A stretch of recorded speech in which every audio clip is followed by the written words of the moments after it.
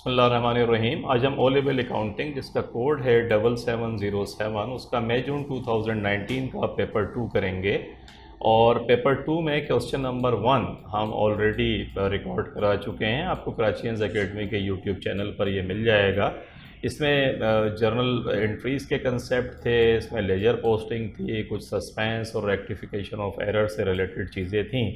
तो आपको इसे देखना है तो कंप्लीट एक्सप्लेनेशन के साथ, कंसेप्ट्स, क्लैरिटी ऑफ कंसेप्ट्स के साथ आपको कराचीज एकेडमी की प्ले लिस्ट पर जाएँ, वहाँ पर ये मिल जाएगा। आज हम क्वेश्चन नंबर 2 करते हैं। क्वेश्चन नंबर 2 कहता है खालिद इज़ ए ट्रेडर, कि खालिद एक ट्रेडर है। On 18 April 2019 he was inform that Aden a credit customer who owed $600 had ceased trading। कि खालिद एक ट्रेडर है, बिज़नेस करता है, माल लेता है और माल बेचता है, माल ख़रीद के माल बेचता है, आगे प्रॉफिट कमाता है। और उसका एक कस्टमर है, एडन नाम है उसका, और उसको $600 जो है वो खालिद को उससे लेने थे, रिसीव करने थे, यानी ये अकाउंट रिसीवेबल था। हेड सीज ट्रेडिंग, उसने काम करना बंद कर दिया due to any reason. He may be able to say bankrupt हो गया हो, वो इस पोजीशन में नहीं हो कि पेमेंट कर चुके, या कुछ और रीज़न्स हों, तो उसने कारोबार करना बंद कर दिया। Aiden paid Khalid $240। एडन ने खालिद को $240 की पेमेंट करी by cheque. The remainder of Aiden's balance was written off as irrecoverable. देखें, ये इररिकवरेबल का कंसेप्ट है कि 240 600 में से अगर मैं 240 की पेमेंट इसने कर दी 6, तो $360 जो है वो आपका क्या हो गया, उसको कहता है रिटर्न ऑफ कर दें, इररिकवरेबल कर दें। तो पहले तो अगर कहता है कि एंट्री क्या पास होगी, state the entries Khalid should make in his accounting records, के वो अकाउंटिंग रिकॉर्ड के अंदर क्या एंट्रीज पास करेगा। अकाउंट टू बी डेबिटेड, तो पहले तो ये कर देंगे कि पहली एंट्री जो पास करेगी उसमें बैंक डेबिट हो जाएगा और अकाउंट रिसीवेबल क्रेडिट हो जाएगा $240 से जो उसको मिल गए। और सेकंड एंट्री क्या पास करेंगे कि बैड डेट्स या इररिकवरेबल डेट्स, इसको डेबिट कर देंगे, अकाउंट रिसीवेबल को क्रेडिट कर देंगे 360।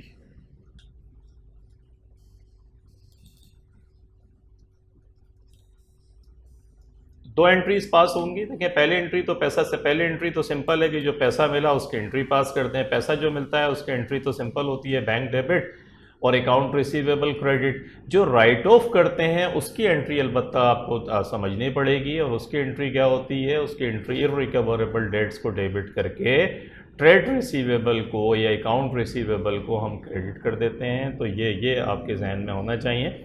अगेन आई वुड से कि आप अगर कराचीज एकेडमी के यूट्यूब चैनल पर जाएं और उसकी प्ले लिस्ट पर जाएँ, तो इररिकवरेबल डेट्स से रिलेटेड 2-3 लेक्चर्स हैं मेरे, जिसमें मैंने बहुत डिटेल्ड से ये पढ़ा है। अगर आप वो लेक्चर देख लेंगे तो ये पूरा सवाल जो भी मैं आपको कराऊंगा भी दोबारा, वो आपको बहुत आसान लगेगा। और यही नहीं बल्कि आपके मल्टीपल MCQs जो आते हैं वो आपको आसान लगेंगे, और इससे रिलेटेड कोई भी सवाल एग्ज़ाम में आएगा वो आपको आसान भी लगेगा, और इंशाल्लाह you will be in a very good position to attempt it with confidence.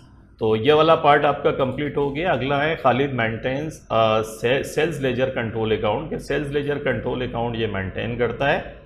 Sales ledger control account क्या होता है, इसको समझने के लिए आपको ये पता होना चाहिए पहले कि सब्सिडियरी लेजर्स और कंट्रोल लेजर्स, इनका कंसेप्ट क्लियर होना चाहिए। देखिए, सब्सिडियरी लेजर्स क्या होते हैं आपके, और कंट्रोल लेजर क्या होता है। सब्सिडियरी लेजर ये है कि आप अगर ट्रेडिंग से खालिद है, खालिद अगर ट्रेडिंग कर रहा है तो हो सकता है खालिद जो है उसके जो कस्टमर्स हों जिनको वो माल बेचता है, तकरीबन कोई 50 कस्टमर्स फ़र्ज़ कर लेते हैं थोड़ी देर के लिए। अब तो यहाँ देख लेते हैं, ये 4 कस्टमर तो इसने खुद भी दिए हैं हमें यहाँ पे, तो फ़र्ज़ कर लेते हैं समझने के लिए 4 कस्टमर हैं जो इसके जिनसे डील करता है। तो इन चारों के जो इंडिविजुअल हम जो अकाउंट बनाएंगे वो सब्सिडियरी लेजर कहलाते हैं। इंडिविजुअल का मकसद क्या हुआ कि सोनिया का अलग बनेगा, जिंक का अलग बनेगा, मार्क का अलग बनेगा, एडन का अलग बनेगा। इनके इंडिविजुअल अकाउंट्स जो बनेंगे वो सब्सिडियरी लेजर कहलाते हैं। लेकिन एक अकाउंट ऐसा बनेगा जो ट्रेड रिसीवेबल का या अकाउंट रिसीवेबल का अकाउंट होगा, उसे हम कंट्रोल अकाउंट कहते हैं। और इसका फ़ायदा ये होता है असल में कि एक तो आपका अर्थमेटिकल एक्यूरेसी आपको पता चलती है। फ़र्ज़ करें इंडिविजुअल लेजर के अंदर अगर आपने कोई गलती करी और वहाँ से पोस्टिंग जो है कंट्रोल अकाउंट के अंदर नहीं हो रही है, तो ये दोनों अकाउंट्स जो हैं कभी भी टाई बैक नहीं होंगे। जितने भी ये इंडिविजुअल अकाउंट्स हैं इन सब का बैलेंस अगर जमा करें तो वो कंट्रोल अकाउंट के बराबर आना चाहिए जो कंट्रोल अकाउंट में आ रहा है। अगर ये नहीं हो रहा है तो ये इंडिकेटर बहुत सारी चीज़ों की इंडिकेशन होती है। ये फ्रॉड की भी इंडिकेशन होती है कि नीचे बैठा हुआ जो अकाउंटेंट है या नीचे बैठे हुए लोग जो पोस्टिंग कर रहे हैं, पैसा आता है लेकिन वो कंट्रोल अकाउंट में पोस्टिंग नहीं कर रहे हैं, या सब्सिडरी लेजर अकाउंट में उन्होंने कुछ और पोस्ट कर दिया, कंट्रोल अकाउंट में कुछ और पोस्ट कर दिया। तो अर्थमेटिकल एक्यूरेसी, फाइनेंशियल स्टेटमेंट बनाने जाएंगे तो इन इंडिविजुअल के बैलेंसेस जब आप टोटल करने बैठेंगे टाइम लगेगा। कंट्रोल अकाउंट से आप डायरेक्ट जो है ट्रेड रिसीवेबल जो है डायरेक्ट वहाँ ले जा सकते हैं, ट्रेड पेएबल को वहाँ ले जा सकते हैं उठा के। तो ये कंट्रोल अकाउंट और subsidiary ledger account, control account का जो बेसिक पर्पज़ है वो सेग्रीगेशन ऑफ ड्यूटीज़ भी कहलाता है कि जो लोग कंपनी में, जो कंपनीज अच्छे कंट्रोल रखती है वहाँ ये सब्सिडियरी लेजर जो लोग बना रहे होते हैं, तो कंट्रोल अकाउंट बनाने वाला आदमी नॉर्मली अलग होता है ताकि एक सेग्रीगेशन ऑफ ड्यूटी भी रहे। और अगर फ्रॉड हो रहा है तो एटलीस्ट दो लोग जब इन्वॉल्व होंगे तो फ्रॉड के चांसेस मिनिमाइज़ हो जाते हैं, और कोई मिस्टेक हो रही है तो इंडिविजुअल लोग इसको देख रहे होते हैं। एनी हाउ ये इसका बैकग्राउंड था। तो जब भी सेल्स लेजर कंट्रोल अकाउंट की बात करें तो आप समझ लें कि आप कंट्रोल अकाउंट माने कि इन सब के मिला के जो आप लेजर बनाएंगे वो कंट्रोल अकाउंट कहलाता है। The following information is available from his books, इसकी किताबों में ये चीज़ें मौजूद थी। सेल्स लेजर बैलेंसेस ये बता रहा है आपको। सेल्स लेजर बैलेंस ये है कि सोनिया का जो बैलेंस है वो क्रेडिट बैलेंस है, जिंग का डेबिट है, मार्क का डेबिट है, एडन का डेबिट है। और फर्स्ट मई के बैलेंसेस आपको इसने दिए हुए हैं, फर्स्ट मई 2019 के बैलेंसेस भी आपको दिए हुए हैं। और अब आ जाएं, देखें क्रेडिट बैलेंस हो सकता है किसी कस्टमर का, हो सकता है उसने आपको ज़्यादा पैसे दे दिए हों जितना आपको उससे चाहिए था। मिसाल के तौर पे 2000 रुपये किसी कस्टमर से लेने हैं, उसने 3000 दे दिया, तो आप क्या एंट्री पास करेंगे? बैंक को डेबिट करेंगे, अकाउंट रिसीवेबल को क्रेडिट करेंगे। तो क्रेडिट 3000 से हो गया, डेबिट 2000 से था, तो क्रेडिट बैलेंस कितना हो गया? 1000 हो गया। तो क्रेडिट बैलेंस आ सकता है, इसकी ये सूरत है। उसके बाद क्या होगा? For the months of April 2019, अप्रैल के महीने के अंदर क्या क्या हुआ? क्रेडिट सेल्स, आपने टोटल जो माल बेचा वो इतना बेचा। कैश सेल्स, कैश के ऊपर माल इतना बेचा। Bank received from credit customer, bank पैसा आपको मिला। जो कस्टमर, जो क्रेडिट कस्टमर थे जिनको आपने उधार माल बेचा था, उनसे इतना पैसा मिल गया। Dishonoured cheque including the bank received, जो पैसा मिला था उसमें $40 ऐसे थे जो डिसऑनर्ड हो गए। डिसऑनर्ड की एंट्री क्या पास करते हैं? क्रेडिट सेल्स की एंट्री क्या पास करते हैं? Account receivable debit sales credit. Cash sales क्या होगा? Cash debit sales credit. Bank के अंदर रिसीट्स हो गया तो क्या एंट्री पास होगी? बैंक को डेबिट कर देंगे, अकाउंट रिसीवेबल को क्रेडिट कर देंगे। डिसऑनर्ड चेक के अंदर क्या करेंगे? बैंक को दोबारा डेबिट कर देंगे और अकाउंट रिसीवेबल को क्या कर देंगे? क्रेडिट कर देंगे। सेल्स रिटर्न की एंट्री क्या पास होगी? सेल्स रिटर्न डेबिट और account receivable credit. Return paid to Sonia by cheque, refund paid to Sonia by cheque. Refund paid क्यों? क्योंकि ये क्रेडिट देख रहे हैं, सोनिया का क्रेडिट बैलेंस था तो उसको रिफंड कर दिया। रिफंड करने की एंट्री क्या पास होगी? अकाउंट रिसीवेबल को डेबिट कर देंगे और बैंक को क्रेडिट कर देंगे, क्योंकि अकाउंट रिसीवेबल ज़्यादा से क्रेडिट हो गया था तो आप डेबिट करके बैंक को क्रेडिट कर देंगे। बैड डेट्स की एंट्री क्या पास होगी? बैड डेट्स को डेबिट करेंगे और अकाउंट रिसीवेबल को क्रेडिट कर देंगे। मैं अभी ऊपर समझा के आ रहा हूँ कि इररिकवरेबल डेट्स या बैड डेट्स की एंट्री क्या करते हैं? बैड डेट्स डेबिट और अकाउंट रिसीवेबल क्रेडिट। तो ये तो जनरल एंट्रीज़ का कंसेप्ट आपका क्लियर होना चाहिए, ये आपने समझ लिया। उसके बाद ये कहता है state 2 reasons for maintaining control account, के कंट्रोल अकाउंट को मेंटेन करने की 2 रीजंस बताइए। मैंने आपको बताया अभी डिटेल से कि फाइनेंशियल स्टेटमेंट्स आपके बन जाते हैं। इसके अलावा क्वेश्चन नंबर 2 देख लेते हैं।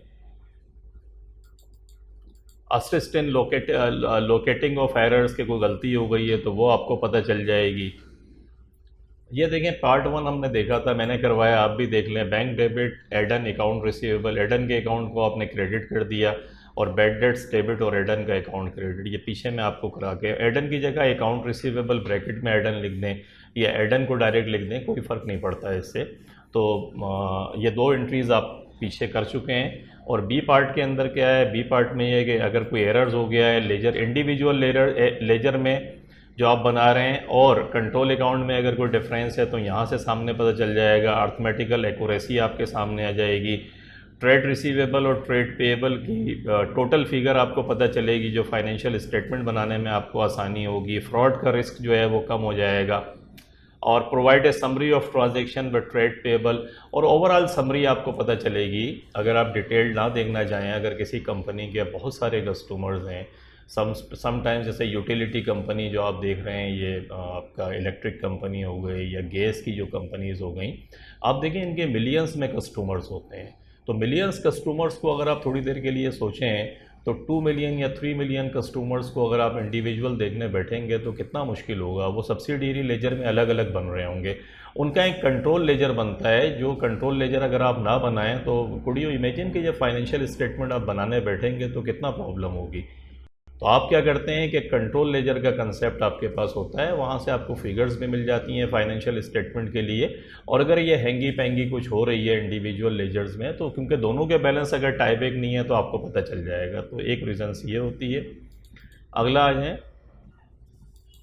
आपसे और क्या पूछता है, ये तो आपने रीज़न्स बता दी उसको। एक्सप्लेन और when A Contra entry would be use in control accounts. Control accounts में कॉन्ट्रा एंट्री कब होगी? देखिए कॉन्ट्रा एंट्री क्या होती है कि एक कस्टमर है, उससे आप माल ख़रीदते भी हैं और उसको माल बेचते भी हैं। तो जब आप माल ख़रीदते भी हैं और माल बेचते भी हैं कस्टमर से, तो क्या होगा, कुछ पैसे आपको उसे देने हैं, कुछ पैसे उसको आपको देने हैं। जैसे मिसाल के तौर पर फ़र्ज़ करते हैं हमारे एक कस्टमर ए है, ए को हमने माल बेचा, अकाउंट रिसीवेबल ए $25,000 का सेल्स क्रेडिट कर दिया हमने। लेकिन ए जो है उसके पास कोई ऐसी चीज़ है जो हम ख़रीद भी रहे हैं ए से, तो हम क्या एंट्री पास कर रहे हैं, परचेजेस डेबिट 10,000 का माल हमने, और अकाउंट्स पेएबल ए, इससे 10,000 क्रेडिट है। अब देखें हमें लेने कितने हैं, 25,000 लेने हैं कस्टमर ए से और 10,000 की पेमेंट करनी है। तो अगर नेट ऑफ करें तो कितना हो गया, अगर वो 15,000 रुपये हमें पेमेंट कर देगा, bank debit account receivable credit 15,000 से, तो ज़िंदगी आसान हो जाएगी। लेकिन इसके लिए पहले कॉन्ट्रा एंट्री करनी पड़ेगी। कॉन्ट्रा एंट्री क्या करनी पड़ेगी, अकाउंट्स पेएबल डेबिट और अकाउंट रिसीवेबल क्रेडिट 10,000 से, ये कॉन्ट्रा एंट्री कहलाती है। ये 10,000 रुपये जो हैं ये अकाउंट्स पेबल हमें पे करने थे, हमने डेबिट कर दिया, लेकिन पेमेंट नहीं करी, बैंक के थ्रू नहीं करा, बल्कि अकाउंट रिसीवेबल जो इससे लेना था वो हमने क्रेडिट कर दिया। तो जब भी ऐसी कोई सिचुएशन होगी कंट्रोल अकाउंट में, तो वो जब होगी जब एक कोई कस्टमर ऐसा है जिससे माल खरीद भी रहे हैं और माल बेच भी रहे हैं। दिस में आकर when a business sells goods to another businesses and also buy goods from that business, उसी बिजनेस से वो माल खरीद भी रहा है और माल बेच भी रहा है। Rather than each business sending the other a cheque, they may agree to set one off against the other, कि आप वन ऑफ कर लें, जैसे मैंने भी आपको समझाया कि पेएबल और रिसीवेबल को आपस में नेट ऑफ करके बाकी पेमेंट कर दें। तो ये वाला पार्ट आपका हो गया। Prepare the sales ledger control account for the month of April 2019। अप्रैल 2019 का लेजर बनाएं, sales ledger control account, balance the account and bring down the balance on 1 May 2019, के बैलेंस भी करें और ब्रिंग डाउन करें 1 मई 2019 को। तो सेल्स लेजर कंट्रोल अकाउंट बनाने के लिए आपको देखें उसने इन्फॉर्मेशन दी हुई है। आप सबसे पहले जब कंट्रोल लेजर देखें, इंडिविजुअल नहीं बनेगा, कंट्रोल से आप फ़ौरन तौर पे समझ लें कि टोटल चाहिए। अब टोटल में एक क्रेडिट बैलेंस आपको दे रहा है, बाकी डेबिट है। 1 अप्रैल की बात कर रहा हूँ, तो 1 अप्रैल से हम शुरू करेंगे। 1 अप्रैल में डेबिट बैलेंस को टोटल कर लें, ये 450, 1200 और 600, ये डेबिट है 2250। तो हमारा एक डेबिट बैलेंस है कंट्रोल अकाउंट में, एक क्रेडिट। असल में इनको नेट ऑफ कभी नहीं कीजिएगा। नेट ऑफ इसलिए नहीं करें कि अच्छा नहीं होता, क्योंकि फिर क्रेडिट बैलेंस गायब हो जाएगा और यहाँ से भी प्रॉब्लम्स बहुत होती हैं। तो डेबिट को अलग साइड पर लिखें और क्रेडिट को अलग साइड पर लिखें। कंट्रोल लेजर बनाएंगे तो एक बैलेंस है 2250, लेकिन कंट्रोल अकाउंट में डेबिट बैलेंस है 1 अप्रैल को 2250 और 1 अप्रैल को ये एक बैलेंस 60 कौन सा, ये सोनिया वाला जो क्रेडिट है। तो कंट्रोल अकाउंट के अंदर हम स्टार्ट कर रहे हैं 1 अप्रैल से। एक डेबिट बैलेंस है जो सारे हमने कस्टमर के डेबिट जमा करके टोटल कर लिया, और एक क्रेडिट हमने लिख दिया, तो डेबिट और क्रेडिट ये। फिर उसके बाद देखें कंट्रोल, अब एंट्रीज देखना शुरू करें। तो पहले एंट्री क्या पास करेंगे, पहले एंट्री है क्रेडिट सेल्स। क्रेडिट सेल्स की एंट्री क्या पास करते हैं, अकाउंट रिसीवेबल डेबिट कर देंगे, सेल्स क्रेडिट। हम लेजर बना रहे हैं, सेल्स लेजर कंट्रोल अकाउंट का मकसद ही अकाउंट रिसीवेबल या ट्रेड रिसीवेबल है। तो ट्रेड रिसीवेबल को आपने डेबिट किया कितने से, 3315। एंट्री क्या पास हुई, सेल्स लेजर कंट्रोल अकाउंट या अकाउंट रिसीवेबल या ट्रेड रिसीवेबल को डेबिट करके सेल्स को आपने क्रेडिट किया 3315। सेकंड एंट्री है कैश सेल्स। ये entry sales ledger control account में नहीं आएगी, कैश बुक में जाएगी। ये कंसेप्ट आपका क्लियर होना चाहिए। बुक्स ऑफ प्राइम एंट्री या ओरिजिनल एंट्री, इस पर भी मेरा एक लेक्चर मौजूद है, अगर आप देख लें जाकर तो आपको समझ आ जाएगा। और अभी फ़िलहाल आप कंसेप्ट समझ लें कि कैश सेल्स का मकसद है कि ये सेल्स लेजर कंट्रोल अकाउंट में नहीं जाएगा बल्कि कैश बुक में जाएगा, तो इसलिए यहाँ से काट दें। अभी आप जो बना रहे हैं सेल्स लेजर कंट्रोल अकाउंट बना रहे हैं। Bank received from credit customer, bank received करेंगे तो क्या एंट्री पास करेंगे, बैंक डेबिट और अकाउंट रिसीवेबल क्रेडिट। तो देखें बैंक का हवाला देके 1930 आपने क्रेडिट साइड पर लिख दिए। आगे आए डिजोनर्ड चेक। डिजोनर्ड चेक की एंट्री मैंने बताई अकाउंट रिसीवेबल डेबिट और बैंक क्रेडिट। तो ये डिजोनर्ड चेक जो है $40 का डेबिट हो गया, अकाउंट रिसीवेबल डेबिट, और रेफरेंस के तौर पे आपने बैंक का हवाला दिया क्योंकि बैंक को क्रेडिट किया है। इसके अलावा सेल्स रिटर्न, तो सेल्स रिटर्न की एंट्री क्या होगी, सेल्स रिटर्न डेबिट और अकाउंट रिसीवेबल क्रेडिट, या सेल्स रिटर्न की वजह से अकाउंट रिसीवेबल या सेल्स लेजर कंट्रोल अकाउंट आपका क्रेडिट हो गया। उसके बाद refund paid to Sonia. Sonia को जब पेमेंट करी तो क्या एंट्री पास करी, account receivable debit bank credit. ये रिफंड सोनिया को देखें पे कर दिया 60 का, कंट्रोल अकाउंट के अंदर बना रहे हैं यहाँ जब भी। और कंट्रोल अकाउंट बनाने का आसान तरीका, जो भी एंट्रीज़ आपको दी हों तो बस अकाउंट रिसीवेबल या ट्रेड रिसीवेबल को जहन में रखें। जब उसको डेबिट करें तो डेबिट साइड पर लिख दें और क्रेडिट करें तो क्रेडिट साइड पर लिखें, और रेफरेंस के तौर पर एंट्री का दूसरा पार्ट लिख दें। जैसे bank debit, sales account receivable debit, sales credit आपने किया तो देखें सेल्स का रेफरेंस देके आपने करा डेबिट साइड के ऊपर। उसके बाद आगे आ जाएं, कहता है बैड डेट्स। बैड डेट्स की एंट्री क्या पास करेंगे, बैड डेट्स डेबिट और अकाउंट रिसीवेबल क्रेडिट 360 से। देखें बैड डेट्स का हवाला देके 360 से अपने एंट्रीज पास कर दी। तो अब क्या हुआ, अब आपके पास डेबिट साइड का टोटल कर लें 5665 आता है, क्रेडिट साइड का टोटल करें तो बैलेंस आपका 3240 आता है। ये जो बैलेंस 3240 आया, ये क्यों आया है, क्योंकि डेबिट साइड आपने टोटल करी तो 5665 हैं, और 5665 में से आप एक 60 माइनस कर दें, 1930 माइनस करें, 75 माइनस करें, 360 माइनस करें तो 3240। इसका वैसे आसान तरीका एक होता है कि जब सारी एंट्रीज़ आप पोस्ट कर लें तो अपना रफ साइड के ऊपर लिखें डेबिट और क्रेडिट। सारे डेबिट को टोटल कर लें उठा के, जैसे ये डेबिट टोटल करेंगे तो 5665 आ जाएगा, और यहाँ तक जब आप टोटल करेंगे तो 5665 माइनस 360, 5665 माइनस 3240, 5 माइनस कर दें 3240 तो 2425। ये डेबिट और क्रेडिट आ जाते हैं कि डेबिट साइड बड़ी है आपकी, क्रेडिट कम है, तो डेफिनेटली क्रेडिट पे ही आपको लिखना पड़ेगा। तो 3240 इस तरीके से आया ताकि दोनों साइड्स आपकी क्या हो जाएं, बराबर हो जाए। और ये बैलेंस सीडी हो गया। और अगले साल क्योंकि एसेट है, सेल्स लेजर कंट्रोल अकाउंट जो कस्टमर से पैसा लेना है, ये डेबिट बैलेंस होता है, इसीलिए क्रेडिट साइड की डेबिट साइड ज़्यादा होती है, क्रेडिट कम है। और अगले महीने जब आएंगे तो बैलेंस बीडी बन जाएगा 3240। तो ये बैलेंस बीडी बन गया 3240 आपका, और डेबिट बैलेंस है ये। अब आप क्या करेंगे, अब आप इसको अगर चेक करना चाहें कि यार ये मैंने सही कराया, सवाल नहीं कराया, तो इसने आपको एक इंडिकेटर भी दे दिया है। आपने कैसे इंडिकेटर इसमें दिया है कि देखें अगले साल वो क्या कह रहा है आपको, आपने 1 मई का बैलेंस दे दिया। आपने जो बैलेंस बीडी 1 मई को आपने देखें इसको बीडी बनाया ना, सेल्स लेजर कंट्रोल अकाउंट को बैलेंस बीडी बनाया आपने 3240। तो 3240 ये जो इसने दिया है, इन तीनों को टोटल करते हैं ज़रा। 800 प्लस करें 340, ये आ गया 1140, इसके अंदर टोटल करें 2100, ये 3240 आ गया। देखें ये वही 3240 है जो आपका यहाँ आया हुआ है। देख रहे हैं आप। तो इसका मकसद है आपने ये लेजर सही बनाया। वो दिया उसने सिर्फ इसलिए कि कॉन्ट्रा चेक कर लें आप। तो आपने चेक कर लिया कि यार ये जो 1 मई को जो बैलेंस मैं लेकर आ रहा हूँ कंट्रोल का, और देखें कंसेप्ट भी हो गया कि ये इंडिविजुअल कस्टमर्स हैं। सोनिया का इंडिविजुअल बैलेंस 800 का है, जिंक का इंडिविजुअल बैलेंस जो है 340 का है, मार्क का इंडिविजुअल बैलेंस जो है 2100 का है, एडन का कोई बैलेंस बाकी नहीं है। जब इन इंडिविजुअल बैलेंस का मैं टोटल करता हूँ तो वो मेरे सेल्स लेजर कंट्रोल अकाउंट के बैलेंस से टाईबैक होना चाहिए, जो यहाँ पर टाईबैक हो गया। तो ये कंसेप्ट आपका जो था वो क्लियर हो गया कि individual balances will always be equal to the control account.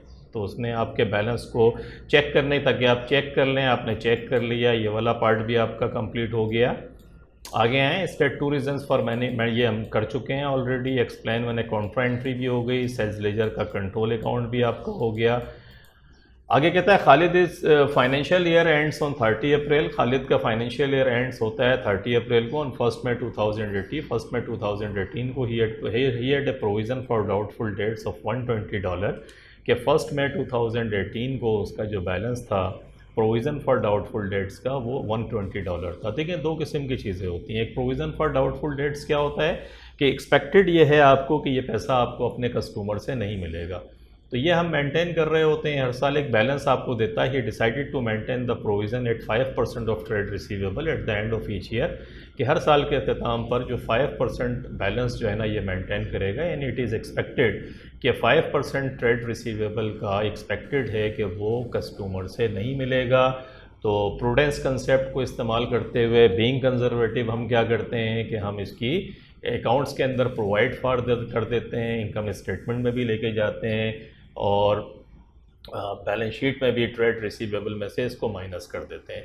तो आगे देखें, कहता है prepare the provision for doubtful accounts for the year ended 30 April 2019 showing the transfer to the income statement, balance the account and bring down the balance on 1st April। Provision for doubtful debts में आपको laser बनाना है।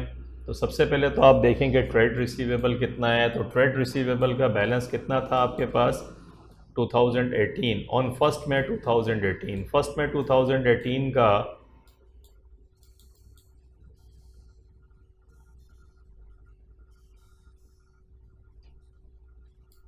अच्छा 1 मई 2018 का balance ये था और year and के ऊपर कहता है आपसे वो 30 अप्रैल 2019। तो 30 अप्रैल 2019 का बैलेंस हमने कितना निकाला है, बैलेंस देखें 3240 है। ये 3240 जो आपका बैलेंस है, इस 3240 को आप क्या करें, इस 3240 का 5% निकाल लें आप। 3240 का 5% आप निकाल लें। 5% कितना आया, 3240 का 5% आपने निकाला 162। ये 162 अमाउंट आपका आ गया और उसके पास ऑलरेडी कितना पड़ा हुआ है, 120 लेजर के अंदर पहले से पड़ा हुआ है। तो 120 जो पड़ा हुआ है इसको माइनस कर दें।